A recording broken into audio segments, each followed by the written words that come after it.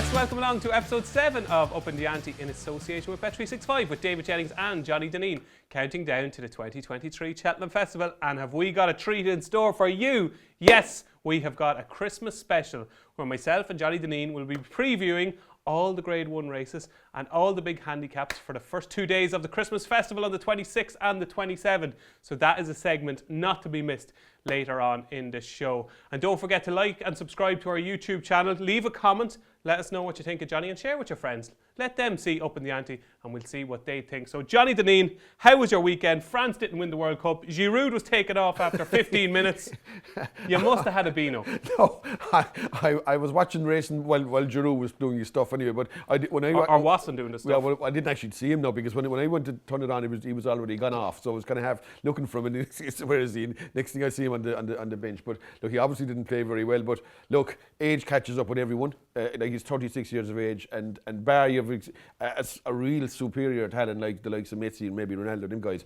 Like Giroud was like obviously a good player and all that, but like he wasn't good enough to be playing with France. And what I couldn't get over with France, and as I said, I'm not a genius about football. Well, I'll tell you, you're surprising me every week. What in God's name was a fella like Conan, like who can play with Bayern Munich on the subs bench for? Like what's going on there? Like, will we give Didier a ring and just find out? I obviously has his own preferences about like playing with these guys, and like even Thuram should probably have been in front of should probably been in front of Giroud more likely. More like of an impact player, isn't he, Giroud at this stage anyway? Like a bit of like if you're in trouble, lump it up front and he might get a knock out, that kind of thing. But look, he didn't. I didn't have a bet in the match. No, I watched it.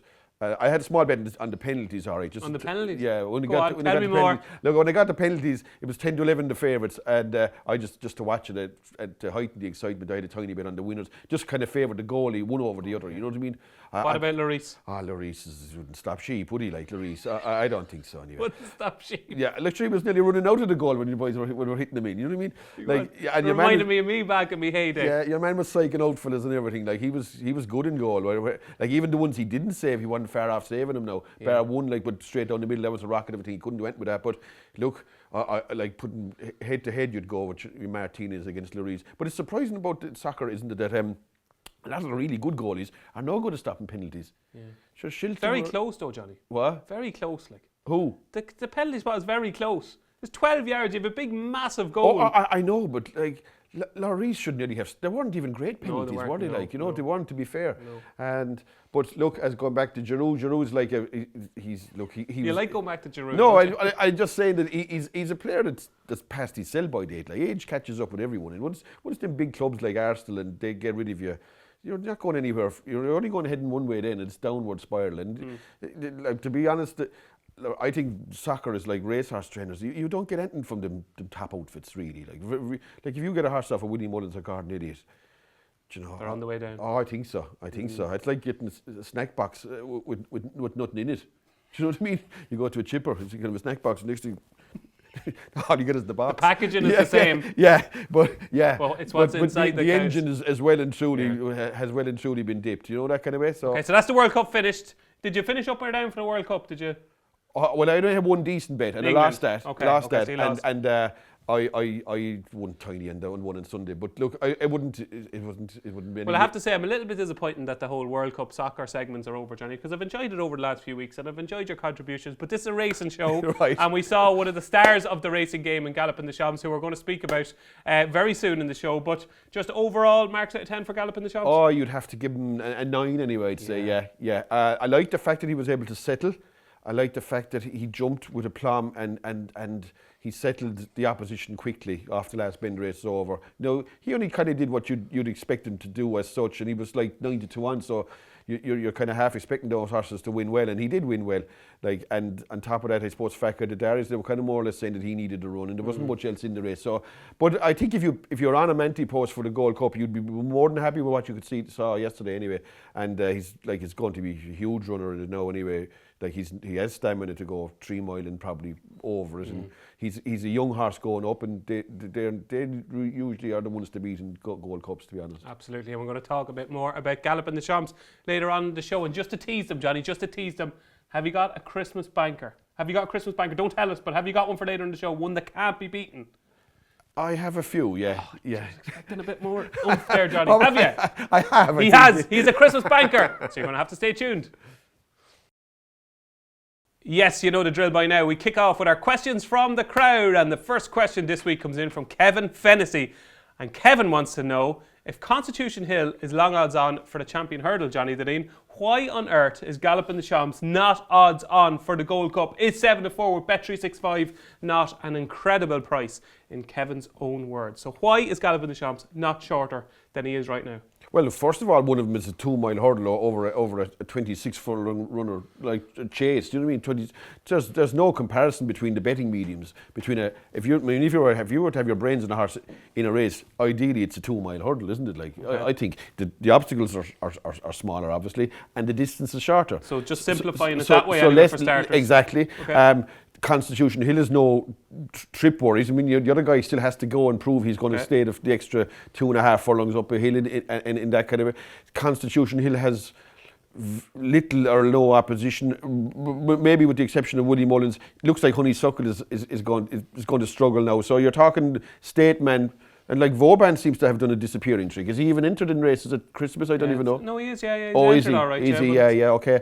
But you'd like to be, if you were on a Ante-Post, you'd like to see him running now. You'd like to see me being mentioned him running as well. I don't know. Look, there's less opposition. In the other race, you're looking at like or A Plutard, Long Press. Who else is in it? Like maybe Protector at your friend. Yeah, he's in Brave. Noble Yates. There's more depth in the race for starters, and it's look. I'd always like if I'd always empty for a maiden hurdle over 2 mile rather than a 3 mile chase. Anyway, you know what I mean. There's no comparison between the betting mediums and such, you know. And that's why he's shorter. So is 7-4 the right price, the wrong price, or just about? It's about accurate. Right. It's about accurate. It's enough. It's about the price that you'd neither back it or lay it, so that's probably the right price. Okay. You know, in my eyes. But in Johnny Dineen's eyes, right now, right here, the week before Christmas, is Galloping the Champs the most likely winner of the Cheltenham Gold Cup? On yesterday's evidence, you'd have to think so. Yeah, exactly. The thing I loved about him, and I wrote about in the Racing Post, is it was like an experiment. It was like Paul Townend was in the lab, and he said, right, restraint and measure jumping. Let's see how this works, and see can we make a Gold Cup horse out of him. And I think he did that. I think he was nice and relaxed. He wasn't really extravagant over his fences. He popped away. And to me, they are moulding him into a Gold Cup horse. Last year, I don't think he was a Gold Cup horse. I think this year he could be. Look, he did it. And as you say, I like horses that are durable in sort of, they don't have to make the running, that you can drop them in. You know what I mean? So if the race is, if there's nothing going on, he can go away about his business. Yeah. But the bottom line is he's proved that he can settle in behind horses and jump in behind horses. That's massive, because you only really see how good a horse is when he can do it both ways, you know. But the one thing, and I know it's a stupid thing to think, a very stupid thing, I like when the jockeys rub their ears going to the line. Did you ever notice that? I've seen 2 fellas doing it this year. Paul Townend yesterday, and Galloping the Champ, and Aidan Coleman doing it in John Bon in Sandown. They like tapping them down the neck. They obviously think they're special horses, if you know what I'm saying. Well, one of them is anyway. Well, I'd say Coleman thinks John Bon is a special horse. Maybe he is. He could well be. But I just think it's like they're delivering on the promise that they've been showing. Like a little present for them. Yeah, it looks like they have. Put it this way, I'd say they're special horses to those jockeys. Them 2 horses. Absolutely, absolutely. I'm only messing about John Bon. He could be a superstar. I'll appreciate him when I see it. Right, okay, yeah. There you go. I hope that answered your question, Kevin. Our second question this week comes in from Simon Curry, and there was a bombshell dropped just before the World Cup final on Sunday. Thanks very much for that, Davey. I was looking forward to putting my feet up watching the match, and then all of a sudden, all plans out the window. Didn't see a bit of the World Cup because of a man called D.N. Russell. Davey Russell, Simon wants to know, would he make it into your top 5 jump jockeys of all time, and what is your favourite Davey Russell moment? Would he make it into top? Like, there's great jockeys ridden since I've started. Okay, give us your top 5. My top Put 5. Me on the spot now. I will. Look. It's only my own opinion, and it's every fella's going to have a different opinion. Ruby is number 1 anyway. My top 5 would be in this order: Ruby Walsh, number 1. Yes. I've never seen a better rider than him. Anyway. Never. No. Number 2, Barry Geraghty. Oh, 2 Barry, excellent. Yeah. Yeah. I think Barry Geraghty. Unbelievable. What a whipper of a rider he was. Yeah. I'd go 3, Richard Dunwoody. Right. I just think he was an artist now, a really, really top class, with a brain as well. Great rider too. Okay. I'd go 4, Davy Russell. Wow. Okay. And I'd put maybe... There's one glaring omission so far. I'd go for 5, maybe McCoy. Okay, number 5. Yeah, okay. number 5 McCoy. Scrapes into your top 5. That's it, yeah. Well, like, look, McCoy's a great jockey, of course he was. And but different types of riders, you know what I mean? McCoy was a guy chasing around the whole country, doing this and that. Numbers, yeah. Yeah, numbers. But could do it at the big stage too now, you know what I mean? Great jockey. But McCoy took I do honestly think that McCoy was really moulded into a really top rider by hanging around with the likes of Geraghty and riding against them, Ruby Walsh. Because when he came to Ireland there on Sundays there one time, he'd know where he was. He just never ride a winner, you know what I mean? But the more and more he rode against influence, because they were the best jockeys at the time. Yeah. And Russell, like, to be fair to him, was a tremendous rider, great rider. And he, like, to fit in that kind of an elite band of riders is a fantastic achievement.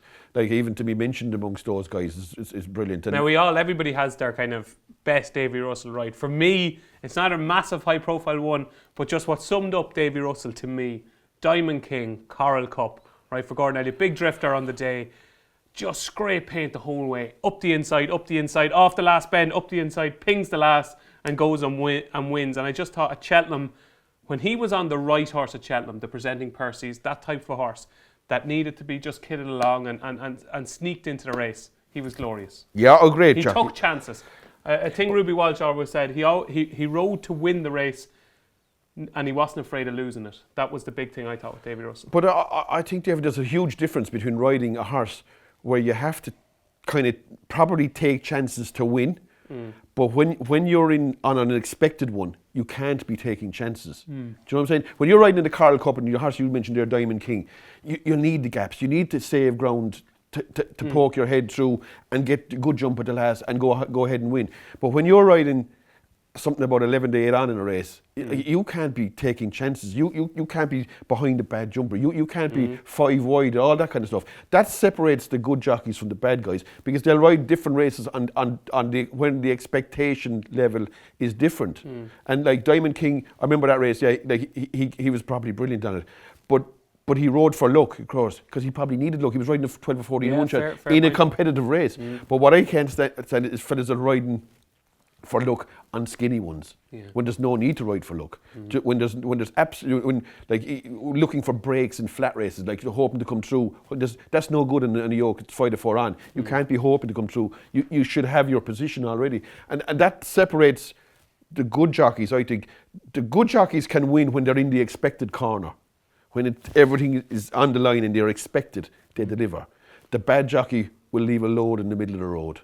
He'd do it in his pants coming to the last. He'll do something stupid and he'll knock out the last hurdle. Did you just make that up on the spot? No, Have you heard that before? no, I have, yeah.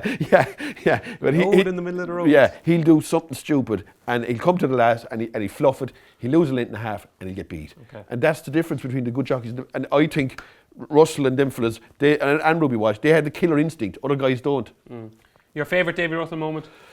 My favourite Davy Russell moment was... and I don't think I backed it even now, but I was making a book in Cheltenham the same day, and it was probably a winning race for us, all right, but I'm almost certain I didn't back it. But it was the RSA chase when he rode Weapons Amnesty for Charles Burns. Hell of a race. Long run Was in it. Punchestown was in it, yeah. Burton Port was in it. Knockara Bow was in it. Like, it was a fairish contest. Diamond Harry, maybe? Yeah, that could have been in it, yeah, I'd say you're right. But it was... the way he rode it, he's down the inside, you know what I mean? I hate fellas that go wide in races. They drive me cuckoo. I have been going 4 and 5 wide. No, you just after saying that you don't like jockeys that ride for luck. No, but I'm just saying he didn't ride because he wasn't like next to horse, but he's still down the inside. Okay. If you know what I'm saying, and he did when there was a horse fell in that race. A horse called Citizen Vic. Yeah, fell at the second last. Right, yeah. But he was down the inside, Russell, but he still wasn't brought down by Ruby Walsh, if you know what I'm saying. Yeah, yeah. Like, he's allowing for your man to fall in front of him, whereas another donkey is right up behind him and he's, what could I do? And you're saying, what could you do? You could have had a brain and you wouldn't have been brought down. That's basically it. But I just think, when he had the race won before the home turn, this is the separates these jockeys too, is he cuts the snout off of Whaley Cohen, right, and puts him away. and down to the last. There's none of this breaking his jaw trying to get out over it. Do you know what I mean? It's 1, 2, 3, and boom. Perfect Yeah, stride, absolutely. It was a bit like Vittour when he won. Remember that jump he throws at the last Glorious. with Ruby? Yeah, and this was the same. It was fantastic. Brilliant. So that was your favourite Davy Russell moment. Yeah, Weapons amnesty. I had a lot of Davy Russell moments. Great, like you could be listening to moments for him till the cows come home. We could have our own show on Davy Yeah, Russell. you could. Yeah, He's right. Yeah, absolutely. you could. And he ended it on the spot, Johnny, which I thought was interesting. On the spot, that's it, I'm done. Yeah. Frankie Dettori is having a farewell Yeah, tour. that's right. Yeah. I'll tell you that. If you were a jockey, right, if you were a successful jockey, which you have the size and the physique, you could have been a jockey, I suppose. I could, yeah. Right? If you were one of the greatest jockeys of all time, and obviously Davy Russell's one of the greatest jump jockeys, Frankie Dettori is one of the greatest of all time, would you say, right, that's it, I'm done? Or would you say, right, I'm having a farewell tour, I'm going here, come and see me? What would you do? Look, I suppose it's a personal choice. McCoy did that farewell tour, didn't he? Really? Yeah. Other guys, like Ruby, packed in. I suppose McCoy's was February, that meeting in Newbury, February to April, maybe. Yeah, there was a lot of the same. The man is going a full season, isn't he, the Tory? They obviously have horses. He wants to ride some horse next year, and he isn't he, like, of course. But do you know what? And another thing you notice about the good jockeys, Ruby's murder for us as well. Do you know when they go over the line? Yeah. I hate jockeys that shake hands with the fellas that won. They put their hand out. Like, I was watching Ruby run Denman, and he cut your man's throat when he won, wouldn't he? Like, you know what I mean? And Russell would be the same. They wouldn't shake it. Like, I seen a jockey doing that one year in Cheltenham.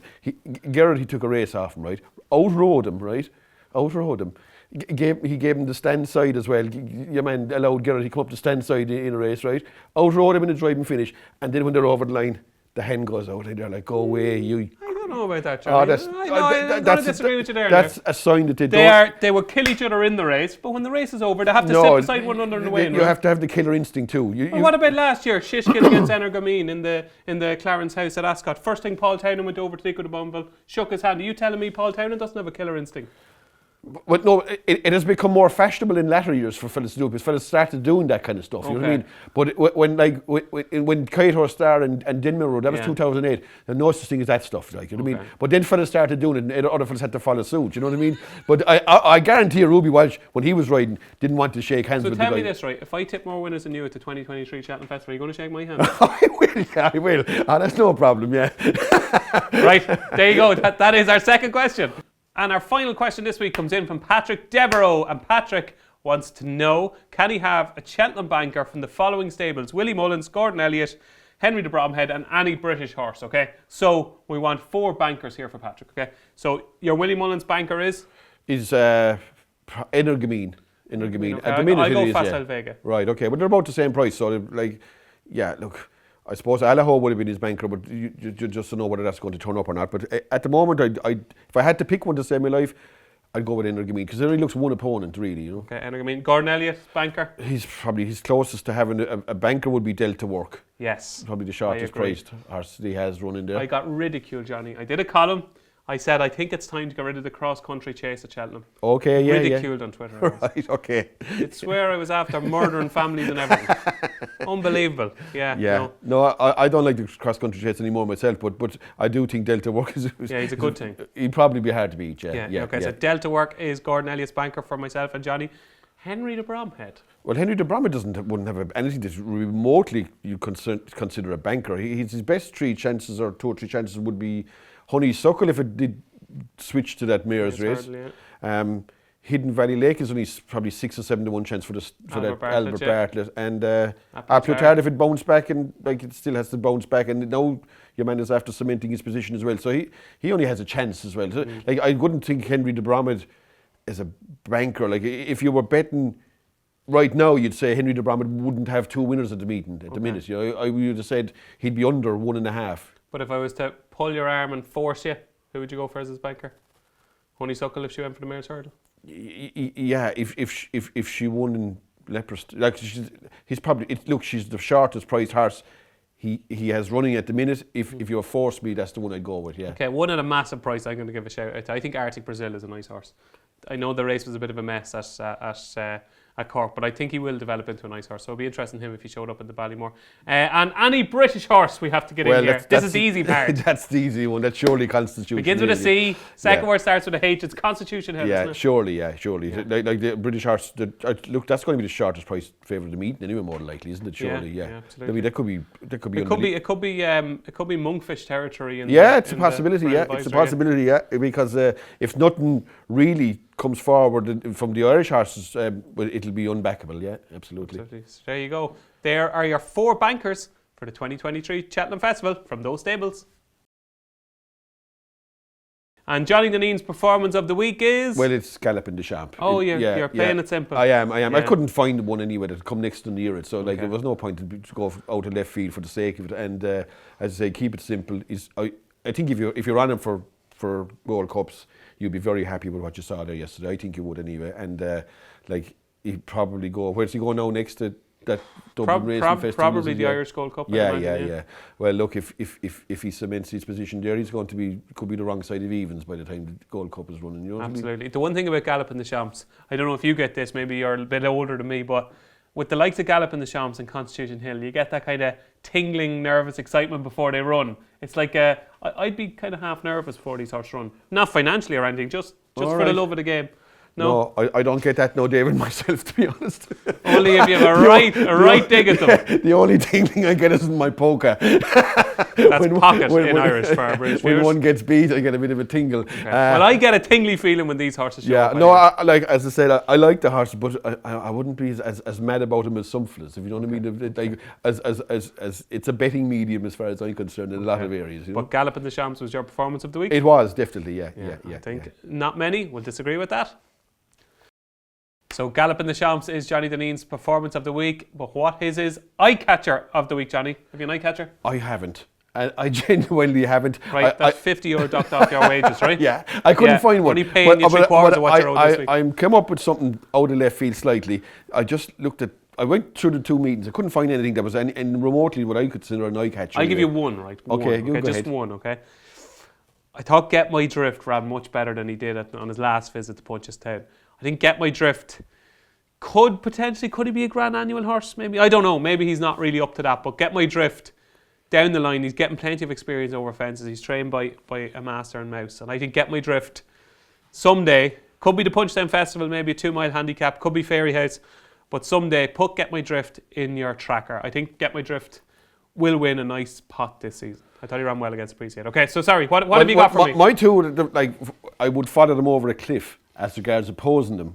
Okay. Our 2 horses that ran Dundalk last week, Bold Rib, I mentioned there one day. Bold Rib! Yeah, Bold Rib is some animal now. And he is, yeah. Yeah, he's a proper one. Monkey. Yeah, he is of the highest order. He was looking up to the stands. Yeah, he was who's up having a bite to eat there. He did everything but put his head in front. And another horse, Band, B-A-N, he ran Wednesday night there. He came out of Hughie Morrison's. Yeah. Like, one of them came out of Variants, the other one came out of Hughie Morrison's. Like, they're not dud outfits, them people, like, you know what I mean? And okay, Joseph Bryan is a great trainer. Brilliant too. Like, trainer, yeah, absolutely. And I know which is a big help to these trainers too is fellas like Kevin Blake would look at the races and they know, but like they're going to have their work cut out for these lads. Like, to me, these horses are to be opposed.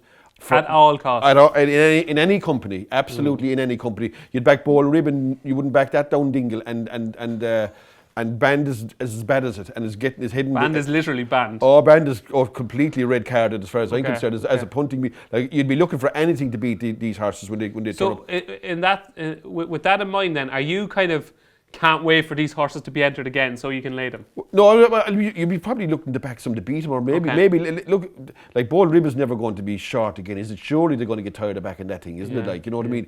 Like, when it's 3 or 4 to 1, you're betting 4 on. If you might have better avenue of maybe looking around and seeing is there something to back in that race. You know, that kind of. So give us the name of those 2 horses again. To under no circumstances back these 2 horses ever. According to Bold Johnny Rib is one of them. Bold Rib and Band, B-A-N-N-E-D. And Band. Bold Rib and Band. Those are Johnny Dineen's not 2 eye catchers, but 2 to swerve going forward.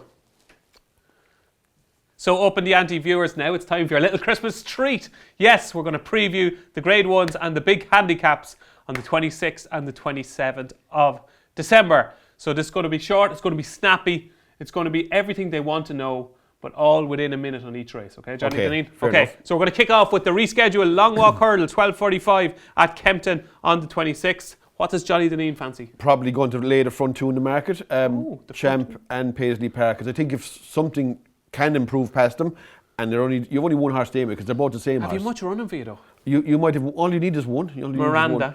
You look, Queensbrook, Miranda, Botox, Goshen and the going there, who knows? Yeah. But I don't, like, these are rising 11 years of age. These are not setting an insurmountable standard or anything like it. I think there's a chance neither of them will win.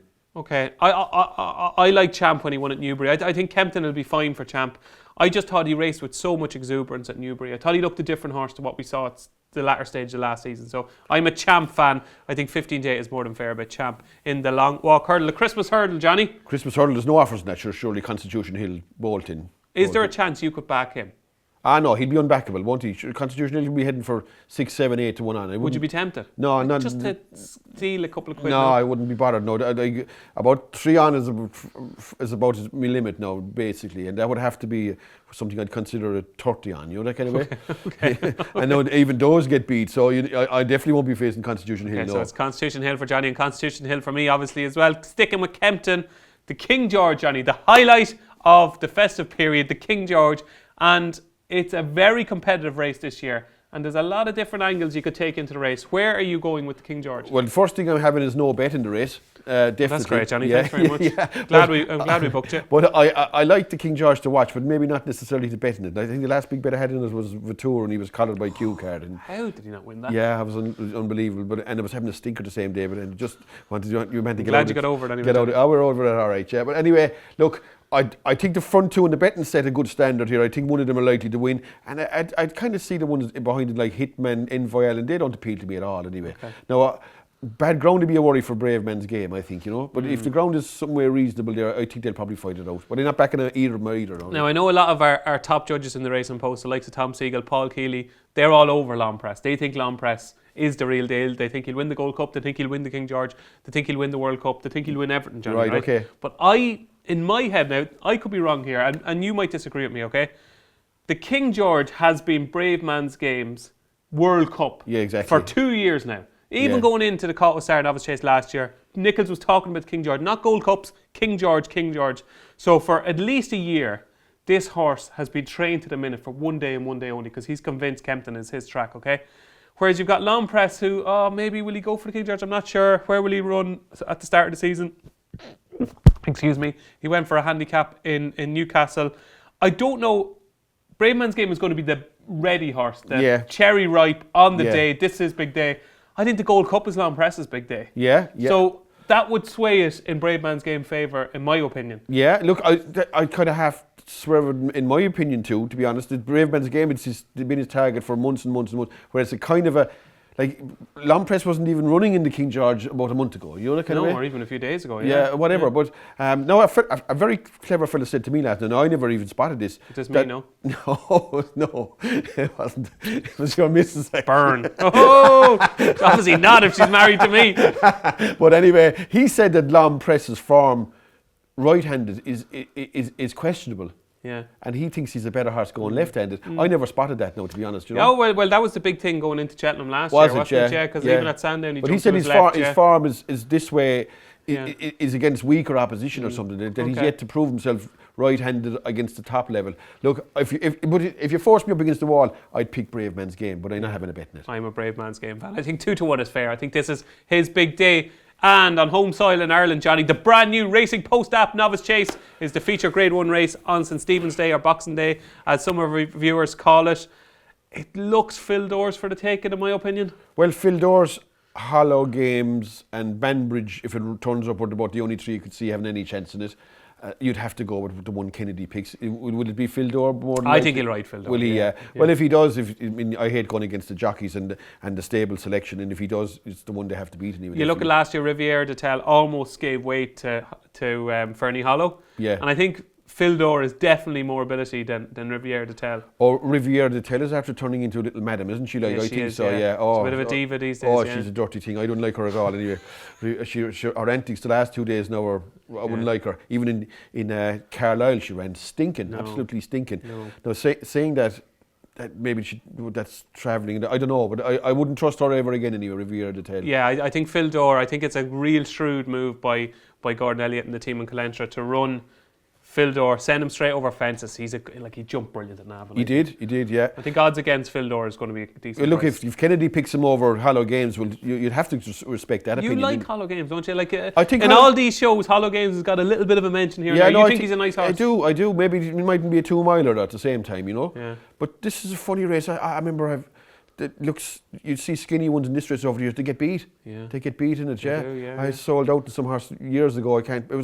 Was it Tattinen? Was it the horse Paul Nichols? Brought over maybe, yeah. I think he rode, yeah, and got beat. Yeah. I remember one year, didn't Captain Seaby fall at the last when he looked like he was going to be a real hot pot? Yeah, Was it that was size in Europe? Yeah, exactly. So it's a funny little race now. It's not a I wouldn't say it's a bomb-proof race for favourites now, you know. No. But it is the brand new Racing Post app novice chase, Johnny, so we love it. All right, okay. We love it, Johnny. That'll make a difference. That will make a big difference, yeah. Terrific grade 1. The brand new Racing Post app novice chase. And over at Limerick, we have got the Faheen novice chase, which looks like it's going to be a cracker. Well, it's between the Jerry Colomb and Kilcrut. Like, I think, I don't see anything else in it really, to be honest. I thought the betting was like 8 to 11, 9 to 4. That's about accurate. Kilcrut won easy, there was nothing in the race at the same time. You know what I mean? Sure, just as a school round. Jerry Colomb's form is pretty good over hurls. Maybe not at the same level as Kilcrut. I'd favour him though, because he's born for Limerick, wouldn't he? Like, it's going to be slow ground down there, soft ground. And he'd be a bet of the day for me, one of the bets of the day anyway, of Steve's day, Jerry Colomb. Jerry Colomb for Johnny Dineen, and I'm a Jerry Colomb fan. I just thought his jumping was glorious. Yeah, it's magnificent. Yeah. But Kilcrut did nothing wrong jumping wise either, though. Yeah, but he did jump around his own at the same time. You know what I mean? So absolutely, yeah. So there you go. That's the Faheen novice chase. That is your grade 1s on the 26th of December. Moving forward 24 hours to the 27th, the Paddy's Rewards Club chase, and this looks to me like the race for Chacun Persois. I think Chacun Persois is probably the most underrated horse in training. People will say he's overrated. I think he's underrated. I think Chacun Persois on home soil at Leopardstown in a race like this, he's pretty hard to beat, Johnny Dineen. I think 7 to 4 by Chacun Persois is a big price, because I don't think Energymine is going to run. Is he not? But is Blue Lord going to run? Probably, yeah. Yeah. Like He'll beat Blue Lord. Would you think so? I would, yeah. Would you not? I wouldn't say he's a certainty to beat him anyway. No, really? I wouldn't. Chacun Persois? No. Different level of horse, no? Do you think so? Yeah, I just think Chacun Persois is like Giroux. He's getting old, you know what I mean? He's shoving on now, and he can't be getting any better. Shame, wash your mouth out. Do not compare Giroux to my beloved Chacun Persois. No. Chacun Persois is grade 1s left, right and centre. Everywhere you look on the CV, there's grade 1s. He has, but he gets the odd stinker thrown in here and there as well. In Ireland, not really in Ireland though. Did he not get beaten here one year by a horse of Nicky Richards, didn't he? Is that him, no? Simply Ned. Yeah. Did he nab him on the line? Well, La Plutar beat him. No, Yeah. that's a diff. That was Min. Oh, was it? That was Okay, Min. sorry, yeah. Apologise to Chacun. I'm sorry, Chacun, yeah. Yeah, that was Min. No, but look. But Chacun Persois, he's a good horse. Oh, he's a good horse. Of course he is. But look, I just think when they get to that age, they're vulnerable, and the bones start creaking a bit, and younger horses come up and... Doesn't have that many miles on the clock though, Chacun. Like. No, but he was off for a couple of years too. He's obviously brittle enough character at the same time. Do you know what I mean? Look, you'd have to respect the jockey, which again, if the jockey picks Chacun Persois, you couldn't back against it. But right now, I think 7 to 4 is a bit of value, Johnny. Well, if you knew I think something- he could be 4 to 6 on the day. No, he won't be. He won't be. Okay. He won't be. There's enough of people against Chacun Persois. Including you. No, not necessarily me, but I just saying there's always opposition to Chacun Persois, because the way he runs at times, you can get him beaten nearly every second race nowadays. You know that kind of way? Okay. We've got the future champions novice hurdle, Facile Vega. Yeah, good thing. Yeah, good thing, yeah. Facile Vega. We both agree He's short there. price, obviously, as well. Though, you know, He is, so. yeah. The Welsh National now, Johnny. This is a race that I like. The Welsh National. Yeah, it's not a bad race to watch, and I like the Welsh National as a spectacle anyway. I actually think Ask Me Early is a good chance in that. Harry Fry. He's a course winner 2 or 3 times, and he's run there lately in Bangor against Lemilas, who won the old Hennessy, or whatever they like to call it now. The Coral Gold Cup. Yeah, Coral Gold Cup. So that's like pointing to his chances. He's obviously been trained for the race. he's a good, strong stayer. He'll stay forever and ever, and he's lovely racing weight. I think he's a good chance, that horse. Now, he'll definitely be in the Ask first. me early. What type of price are we talking about? About 8-1, I think, yeah. 8-1. Ask me early. I think the Galloping Bear is very interesting here. On that run, I know he was disqualified afterwards, but I thought the Galloping Bear, when he beat Bristol de Mai in that Grand National trial at Haydock, that screamed Welsh National to me now. And I know a few shrewd judges who are very sweet on him for the Welsh National. I think he's got a massive chance. But if Royal Pagaille did show up here, Royal Pagaille would take the world of beating if he showed up here. But he'd have 12 stone though, wouldn't he? He would, yeah, but your Johnny Longpress lumped weight around Newcastle. It's a way different kind of race altogether though. Like, is it though? What's the difference? Rehearsal chase was running against Into Overdrive and them kind of horses. Into Overdrive is an improving horse. He's an improving North of England horse. Like he's here we go. No, move on quick. No, but like lumping 12 stone in a big field and maybe probably soft ground. Like, you're looking at Carvel's Hill doing that kind of stuff. You ain't looking at this thing doing it in my eyes anyway. He's done it before, Johnny. He's done it before. He's done it around Haydock. I think he's a good horse. If I was he's Williams, a good horse. He's a good horse. I'd be going here, and I think he'd but have a massive chance. If you got a fella to claim, maybe John Gleeson go over and ride them. Johnny Gleeson, Benicia, get on the phone. We'll give you Johnny Gleeson's number. Maybe bring down. I hate backing horse with 12 stone anyway in any kind of a race. Let alone a race like the Welsh National, where it's a slog. Like, I'd fancy him not to finish anyway with 12 stone anyway myself. Okay. You know. So it is Ask Me Early for Johnny in the Welsh National, and it is the Galloping Bear for me if Royal Pagaille doesn't run. And finally, the Paddy Power Chase, one of the hottest handicaps of the season, Johnny Dineen. Yeah. Give viewers a winner there, please. I'll give you. God wouldn't have bet on that, would he? Like in the Paddy Power Chase. Don't think he has a punt himself, God. Well, he might have. He might. But I'd carry one thing. I'd stand with any man at the last fence and give him evens. He won't pick the winner of it. Not a mind. Even at the last fence. Yes. Yeah, Schoolboy Hours got up late last year. It's an awful race for a change. And it was, wasn't it? Roaring Bull. Roaring Bull, for Jerry Hannon. It's like to describe it as a lottery is an understatement. I wouldn't even watch it. Not a mind betting it anyway, to be honest. Right, okay. No, it's the most horrible handicap chase. It is. I think it is only wide open. Couldn't dream of having a bet in it. Right. I fancy one. Do you? Yeah, I do. Yeah, I think Gabby's Cross is a big player for Henry de Bromhead. Won the Blazers at Galway. I thought he ran far better than his finishing position suggests in the Kerry National. He absolutely clouted the fence just when he was creeping into. He's ridden cold by Rachel Blackmore. This is a horse that's more ability than his mark. I think Leopardstown, flat track, 3 miles, hopefully a bit of nice ground. I think Gabby's Cross is a massive player. He was 33-1 last week, 20-1 now. And I had to look down through it, and I could. There's about 20 horses you give a chance to. Do you want to shout out a name, no? No, I couldn't, honestly. I swear I couldn't. Frontal Assault has a chance again. Yeah, but it got out of its grounding thing. Look, it could win one of them. Of course it could win one of them. But him and about 15 other things in the race, like, you know what I mean? Okay. If I had to avoid one race for the whole festival, it'd be the Paddy Power Chase. Okay, Johnny. Okay, calm down, Johnny, right? I know you don't like the race, okay? Right. Okay, so that was our Christmas festival preview. Now we just need a banker. The one horse, Johnny Dineen, that you will be backing over Christmas, and you'd advise Upping The Ante viewers to back. So your Christmas festival nap, please. Look, I'll go with my trump card in the bumper. I'm assuming he's going for the 2.5 mile bumper in Leopardstown on the 27th. Okay. So look, assuming that there's not a real gale of wind in it, like, I'd say he'd definitely win it. Do you know that kind of way? Okay. Mullins is probably, and maybe the Bromwich. There's nobody else can take him out anyway. Definitely not anyway. So okay. They're the only possible. My banker of the Christmas festival is on Wednesday. It's in the Savills Chase Wednesday week. It is Conflated, who I think back at Leopardstown, left-handed. I thought he ran a lovely race at Down Royal. I think Conflated is going to win the Savills Chase. Irish Gold Cup winner from last year. Yeah, he's not out of it. I was actually looking at him for the Gold Cup. He was 50-1. He was a good price actually, to be honest. Oh. I didn't think he was a 50-1 chance anyway. Yeah. No way, you know. Absolutely. So Conflated in the Savills Chase for me, and my trump card for Johnny. Those are your 2 Christmas bankers. So folks, now it's time for DJ versus Johnny, and another 50 quid for both of us in the kitty last week because of the big freeze. So the score at the moment is 550 quid to myself and 225 quid to Johnny. So I've doubled your total, Johnny. You're going to have to catch up. You're more than double it, actually, yeah. 2-2. Oh, I am. My maths is terrible there, Johnny. You're right. 225 and 225 is 450. Yeah, sorry, you're right. Okay, more than double. So you have a bit of catching up to do. I do actually. So we want to get runners, Johnny, don't we? We want to get runners. We've had a few non-runners in recent weeks. Yeah, so, exactly. We're going to tomorrow for mine. It is Wednesday at Taunton, the 253 Paramount, trained by Charlie Longston, ridden by Aidan Coleman. The Navy Silks. Paramount first handicap off a mark of 115. I thought that was quite lenient, Johnny Paramount. I think he's a nice big horse. I think he's going to make a smashing chaser in time. 115 is quite lenient, I think. I thought he was quite impressive at Hereford. He got off the mark. He just got tired the time before at Stratford. He's a strong travelling, good jumping horse that will prove in time, I think, for 115 to be quite lenient. So the 253 at Taunton on Wednesday. Paramount, around about 2-1, I think, is the bet of the next couple of days. Johnny Dineen, your charity bet, please. I'm going to go for a little double tomorrow as well.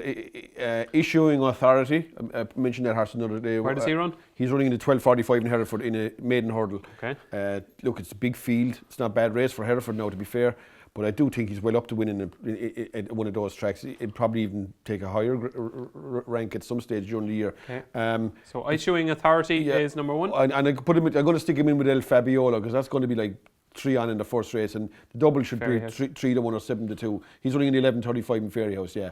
Look, sure, if El Fabiola happens to get a heart attack or something, you can always back your man afterwards anyway. You know what I mean? That kind of way. Okay. But I go that. Hope he don't. Hope he stays. He won't. No. He'll win alone. But that double to me will pay 3 or 7-2. That kind of stuff. So give us the two names of the horses and the times, please. El Fabiola 11:35 in Fairyhouse and the 12:45 in Hereford Issuing Authority. 50 quid double for Johnny Dineen is his charity bet this week. It's time for the picks here on Upping The Ante, where myself and Johnny Dineen reveal our latest fancies for the 2023 Cheltenham Festival. We're going to add to the list today, Johnny. I'll let you go first. Who is the latest addition to Johnny Dineen's Ante-Post Well, list? the latest addition, I was, again, it's not easy to pick them at the moment, but with the Ante, we need more information. These are after Christmas. Yeah, it should be. So I went with Classical Dream. Whoa. For the stairs hurdle. Whoa. Simply. Wasn't expecting that. Yeah, well, just the fact that Blazing Cal now, they're on about race against time, that doesn't never sound good. Like that. Time any good?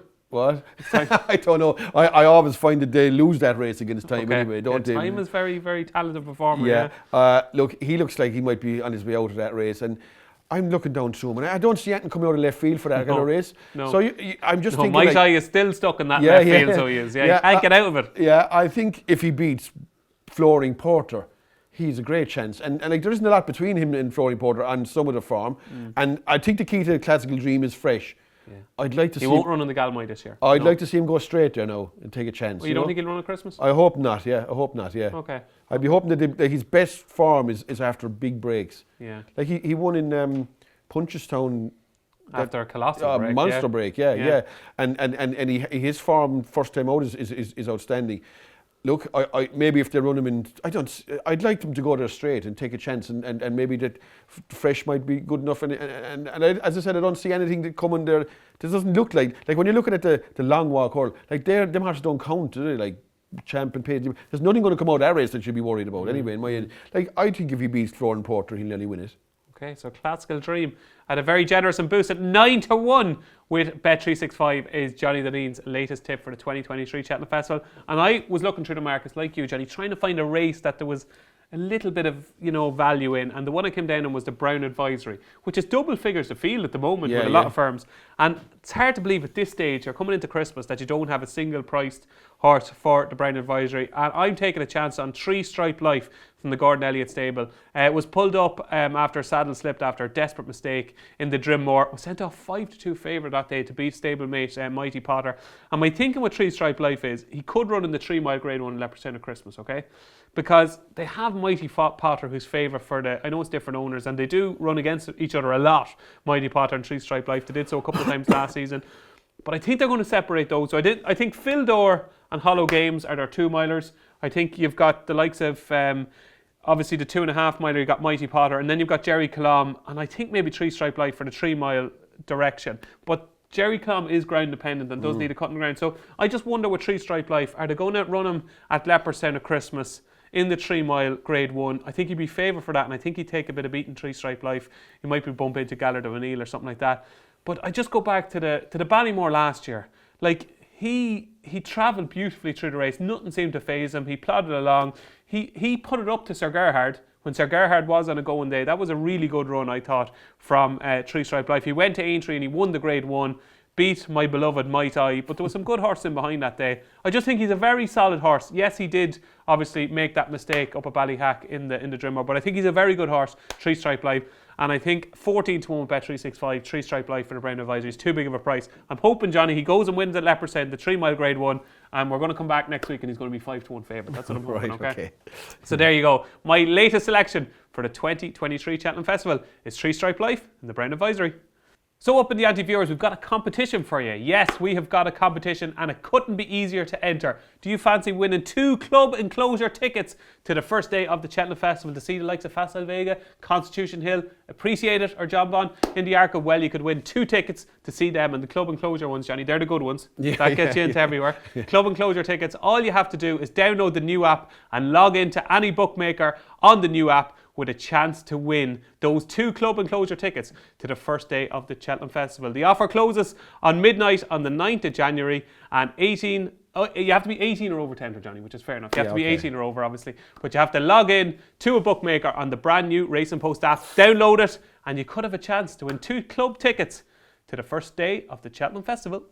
Now, Johnny, I've been harping on at them for the last few weeks, but are you a part of the Ante-Post Members Club? If you're not, you should be. And we've got an offer still there for you. Fancy getting your first 3 months half price? That's nice, Johnny. Half price off anything is very good, isn't it? It is. Well, just click on the link in the description and you can become a Ante-Post member for half price for the first 3 months. The offer is only valid until the end of January. So get your first 3 months for half price. You can read the newspaper from 9 o'clock the night before. You can get tips from Johnny Dineen, from Tom Siegel, from Paul Keeley. What's not to like? Become a Ante-Post member. You've got to do it, Johnny. They've got to do it, haven't they? Oh, absolutely. First 3 months half price. Just go and do it. So there you go. That's it for week 7 of Up in the Ante in association with Bet365. The next time we join you will be next Thursday, okay? Next Thursday, because we want to review a lot of the Christmas action. So next Thursday, December 29th, there'll be no show on the 27th. It's the 29th. Thursday the 29th, 6 o'clock will be episode 8 of Up in the Ante in association with Bet365. And by then, Christmas will have come and gone, Johnny. That's right, yeah. We'll have had the turkey and ham and all that goes with it, and sweets and bit of charades, you know yourself. But now, tell me this. Have you bought them as a present yet? No, that'll be Thursday. Thursday. Or maybe Friday. Or maybe Saturday. Saturdays. No. Have you Anne in your head? No. What would she like now? Oh, I haven't a clue. Would you ask her? Or would you just surprise her? No, you just go into a shop. And what would you say? Say to the one behind the counter, you better get me something. Yeah, would you think in jewellery, or what would you be thinking? I should look at, there won't be a massive amount of brain power going into it anyway, I don't think, you know what I mean? Jewellery or something to wear maybe, or something. Something to wear? Yeah. Okay. And what's your wife called? Susan. Susan. Does Susan watch the show? Sometimes I'd say, yeah. Okay, yeah. Susan, okay. So look, I'll find something for her anyway. Okay. Well, Susan's a very lucky lady now. You're putting a lot of thought into that. Yeah. Blessed. She obviously did something right in a previous life. But there you go, Susan. Hopefully, Johnny will get the finger out and we'll get you something nice for Christmas. But listen, thanks for joining us for our first 7 shows in the series. We'll be back with you after Christmas. Don't forget, it's Thursday next week. It's not Tuesday, it's Thursday. It's the 29th at 6 o'clock. From myself and Johnny here and Up in the Ante, have a very, very happy Christmas. Enjoy the racing and enjoy everything that goes with Christmas. Thanks for watching.